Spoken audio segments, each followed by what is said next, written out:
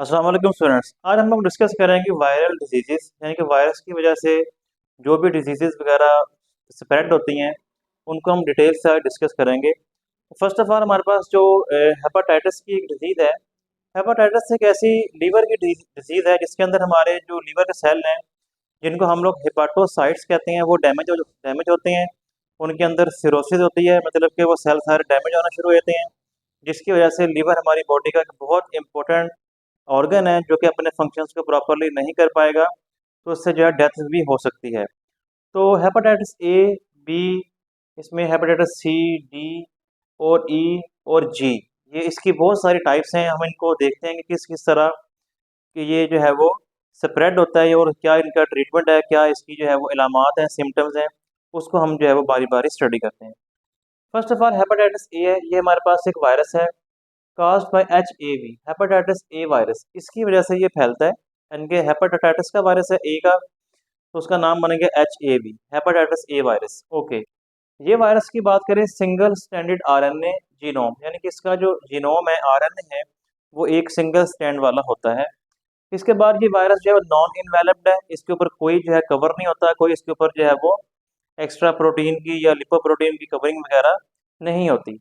इसके अंदर होता है आइकोजा हेड्रल कैप्सिड, इसके ऊपर प्रोटीन की एक जीनोम के ऊपर कवरिंग होती है, जो कि जिसको बोलते हैं आइकोजा हेड्रल, का मतलब होता है 20 फेसेस, 20 साइड्स, यानी कवरिंग जो होगी ना वो 20 पार्ट्स में डिवाइडेड है।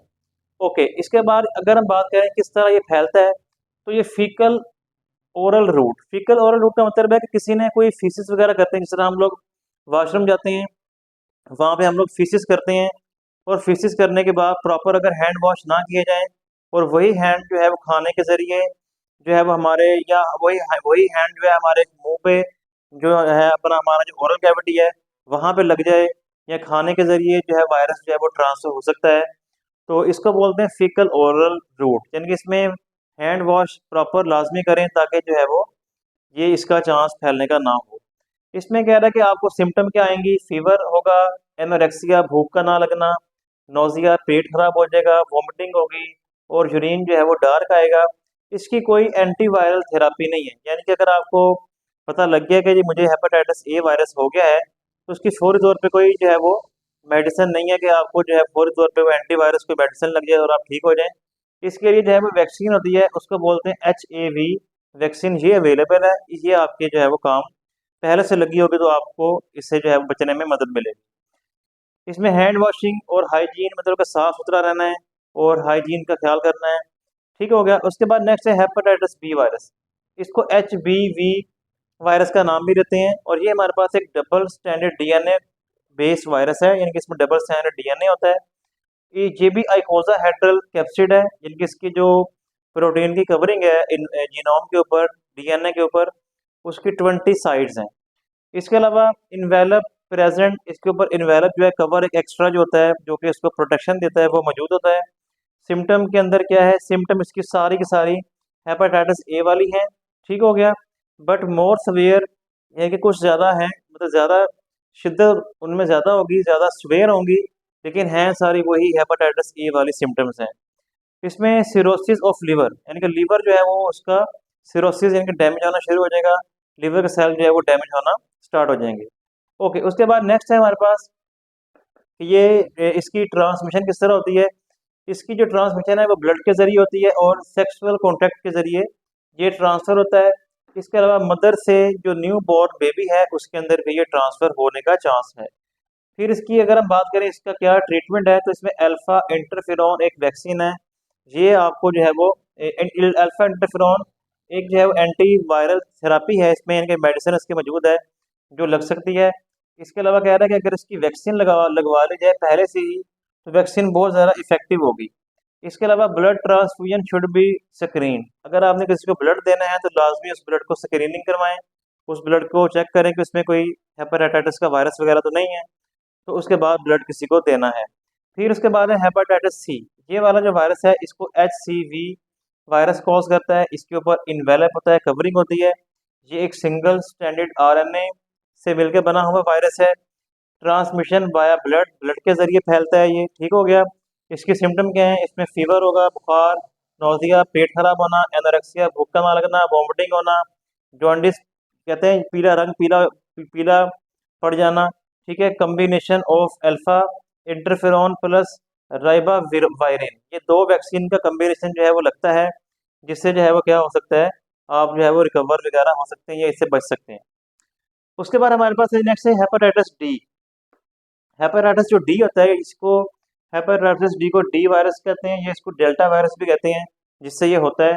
और ये replicate only in the cell infected with H B V virus, यानी कि उन सेल्स को ये डैमेज करता है जिन सेल्स पे एच बी वी यानी कि हेपेटाइटिस बी वाले वायरस ने अटैक कर चुका था। ये ब्लड के जरिए फैलेगा, सेक्सुअल कॉन्टैक्ट के जरिए फैलता है। इसकी सिम्टम में क्या है, हेपेटाइटिस बी वाली ही सिम्टम्स हैं, लेकिन ज़्यादा सवेर हैं, ज़्यादा शिद्दत होगी उनके अंदर।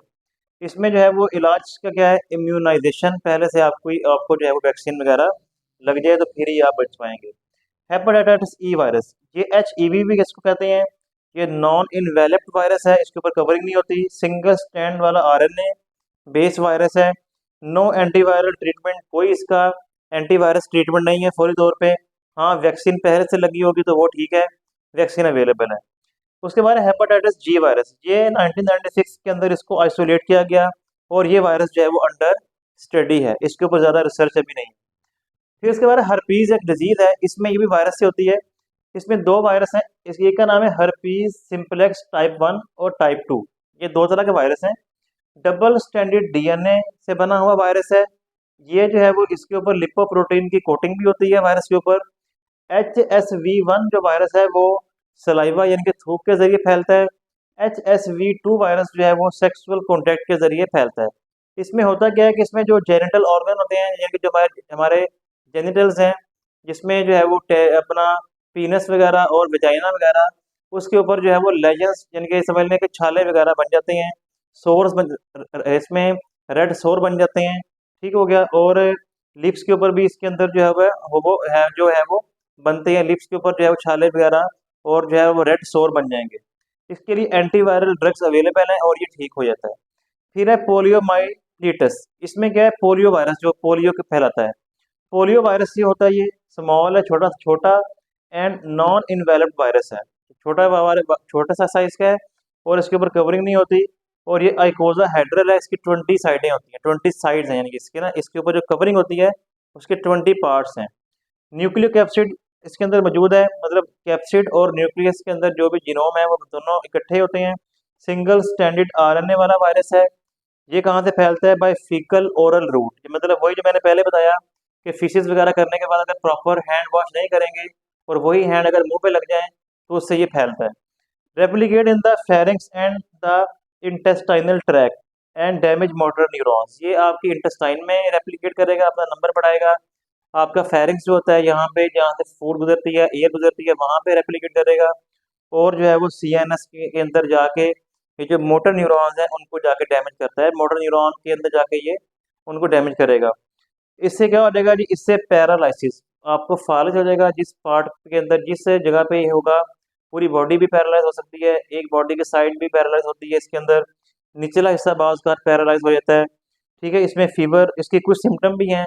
अगर ये पैरालाइज पैरालाइज होने से पहले, मतलब कि उसमें फीवर हो सकता है, मतलब बंदे के अंदर वायरस आ गया है लेकिन अभी वो प्रॉपर जो है उसने पैरालाइज नहीं किया, तो उससे पहले क्या सिम्टम्स होंगी, फीवर, हेड एक, सर दर्द, स्टिफ नेक, गर्दन अकड़ जाएगी। नो एंटीवायरल थेरापी, इसकी उसी टाइम मौके पे कोई मेडिसिन नहीं होती। हाँ जी, इसकी वैक्सीन अवेलेबल है, जो कि आपको पता ही है कि ओरल बच्चों को जो वैक्सीन पिलाते हैं माउथ के ज़रिए, तो वो वैक्सीन जो है वो बहुत ज़रूरी है 5 साल तक के बच्चों को। 5 साल तक के बाद जो है ये वैक्सीन की ज़रूरत नहीं पड़ती, क्योंकि 5 साल के बाद जो है वो हमारी इम्यूनिटी बच्चों के अंदर इतनी स्ट्रॉन्ग हो जाती है कि वो फिर इसको वायरस अफेक्ट नहीं कर पाता। ठीक है, तो इसमें बूस्टर शॉट भी लगती रहती हैं, हर साल में कोई 5-6 दफ़ा भी आप लगवा सकते हैं, बच्चों को पिला सकते हैं। तो इसको लाजमी पिलाएं, जो ये वैक्सीन है बच्चों को लाजमी ये आप दें।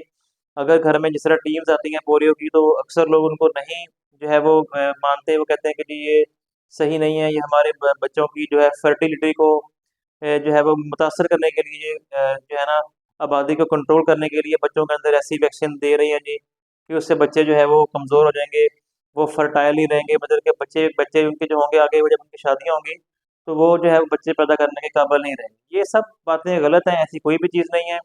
पोलियो वैक्सीन एक वैक्सीन है जो कि वायरस को से बचने के लिए होती है, क्योंकि ये पाकिस्तान में काफ़ी ज़्यादा इसके केसेस अभी भी मौजूद हैं। अफगानिस्तान वगैरह में जिस तरह ये समझ लें कि अंडर डेवलप कंट्रीज़ हैं, डेवलप कंट्रीज़ हम लोग नहीं हैं, तो यहाँ पे अभी भी मौजूद है। तो लाजमी बच्चों को वैक्सीनेशन करवाएं, ठीक है, तो ताकि जो है वो उनकी जो ज़िंदगी है वो बेहतर तरीके से गुजर सके, और वो आपके ऊपर और मुआशरे के ऊपर बोझ ना बन पाए। आज के लिए इतना ही। अल्लाह हाफिज़।